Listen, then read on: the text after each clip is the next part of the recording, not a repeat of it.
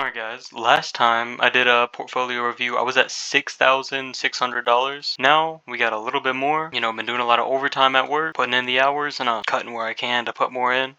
And also, you could see here that I got my cryptocurrencies. I sold out of some, sold out of Avalanche at a profit, and that was rolled into stocks. Moved it all over here. And today, we're just gonna go over, we're gonna do a quick review, and then we're gonna go over the dividend income that I've received in the month of June. And as you can see here, only 6% now is in cryptocurrencies, 93% into stocks. So moving a lot into here, and the goal is to be 100% into stocks because I just like them more. And then I got it sorted by my biggest holding up top to my smallest down at bottom. And my biggest holding is SCHG, my Charles Schwab growth ETF. Really love this one for the growth. It's amazing, man. And then SCHD, this one here, I freaking love it.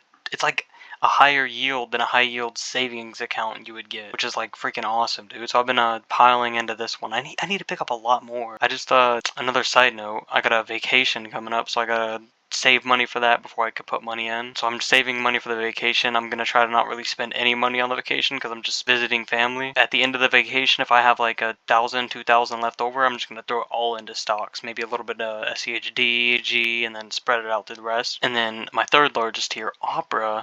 The browser I'm using now, I love this one, man. They've been doing really well. Average cost 16.21, and now they're up to 20.08. So I have a really good return on them, and I'll be receiving a dividend for them in July, which is pretty exciting. That's going straight back into them. Then after that, we got S&P Global. This one, man, I really need to pick up more shares. I don't know, I'm just in love with this company. They're just so like deep in the stock market. Like they have such a monopoly on it, So it's always good to invest in monopolies. So this is definitely one I'll be adding like a lot to over the next year. And then Tractor Supply as well. I do got like a pretty cheap average cost. As long as it's under like 60, I want to keep buying. And then even if it goes up more, I'll still dollar cost average into it. Because I do think this is a great growth compounding company here. Like insanely good. They have no debt, and they're just like, they move at speed of cash flow, and they do everything so well. And if you think about it, Tractor Supply Company, you have Lowe's and you have Home Depot, yeah. But the main thing that they do is they do like renovation and stuff and building houses and mainly stuff like that. They don't really have farm equipment like Tractor Supply does. Or like, I remember my parents used to go there for dog food. They have that, and anything that you need on a farm they have here, which that's a huge industry in itself. So I could definitely see this going up a lot. And Texas Roadhouse, this is the only food holding I have, but I really do love this company. I got in at a great price, and I need to keep on buying this because I think it's a great company. I don't really care what the PE is if it's a good enough company. And then Google, I really want to keep buying more of this one. It's at my average cost is 158, and it's a 178 right now. And the thing is with Google, I think the all-time high is actually, let me just check. Yeah, the all-time high was like $200. So we're still looking at like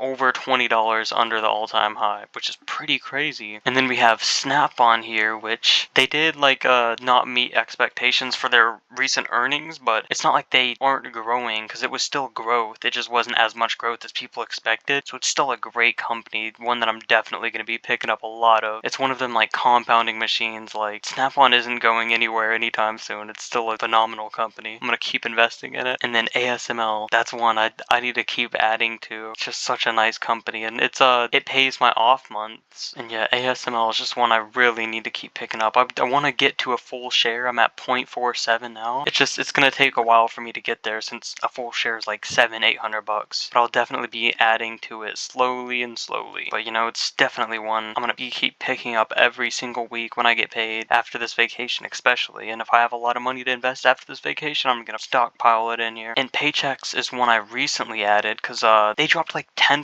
in one day from missing earnings. So and they didn't like they still grew. It's just they didn't grow enough or whatever. Kind of similar to Snap-on. So I've seen it as a great opportunity. I love the company. Their free cash flow is great. Everything about them. They're continuing to grow. The only downside is I would say their payout ratio is a bit high. It's like 80%, but that's definitely still manageable. And then Nike, this one here, I think it's my highest gainer right now, like 24%. But I don't have too much into it since it's relatively newer position compared to the rest. But yeah, it's the revenue continues to grow, but they were at like $180. Then they were as low as like 50, 55. So I've been just buying them, and got my average cost up to 60. But I'm probably still gonna keep on buying them, even though it's up to like 70 now, because I still think they're like a phenomenal company. And the final one here, we got the Honest Company. I do love this company too. Their growth, like they were doing pretty bad for a while, but they turned around and they're on a straight uptrend. And I do think it's something that could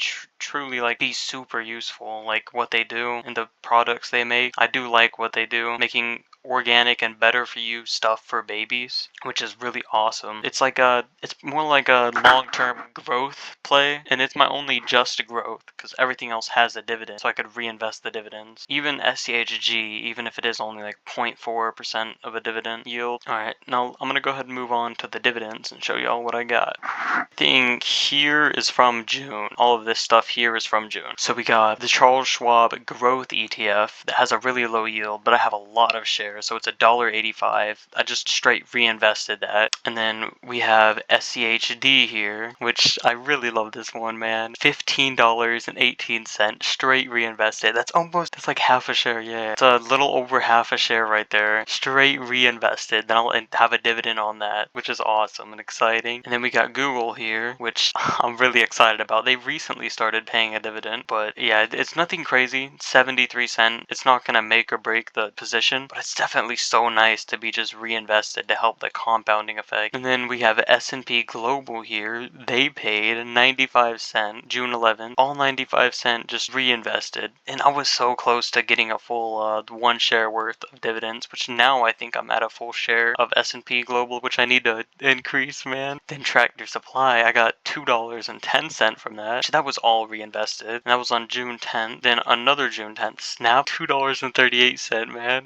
It's so nice seeing that, and then it's just all reinvested to grow even more, and next quarter I'll get a bigger dividend. And then East West Bank Corp for May 16th. This is one I sold out of just because it's just a regional bank, and it was a less educated play, but I still sold out at like a 20% profit. I just moved that, rolled all the profits into something else that I really loved. And you could see a small 22-cent ASML dividend from only 0.12 shares. And then Dollar General, another one I sold out of.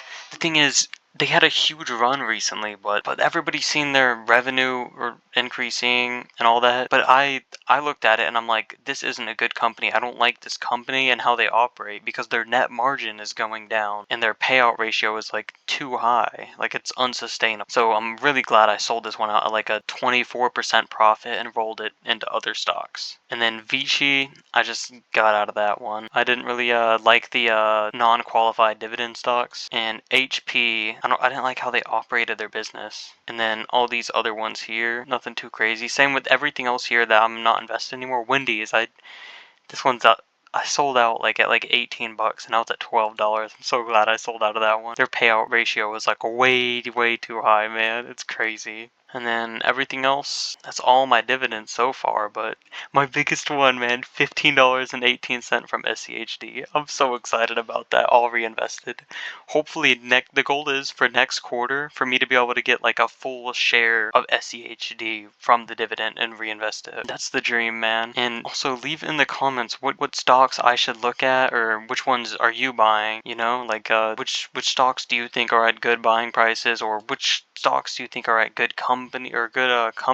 Yeah, let me know in the comments below. And also, I wanted to show my Roth IRA. So far, we're up 9.95%. I have the 3% match because I do have the gold 3% match, which is really nice. I got $46 from the match so far, and the goal is also to max this out here, get that maxed out this year before the end of the year. And then I got these reoccurring investments. I got the Schwab International, the Schwab Dividend, Schwab Small Cap, Schwab Broad Market, and Schwab Large Cap. These are the 5 I'm doing. I'm just doing these 5 to be like well diversified, since it's a Roth IRA. I don't really care too much as long as it grows and compounds over time, because it's going to be tax free anyways. And you see here how many shares I have of each of these and the price of the shares, which is really nice. And then, another thing I do like about it is if you're newer to stocks, or just someone that doesn't research or know stocks at all, you could get a recommended portfolio, which is really nice. bucks. I do think that's like really awesome of Robinhood, you know. And I did click on it to see what it would give you or whatever, and it's not half bad, you know. All right, well that's gonna be it for the video.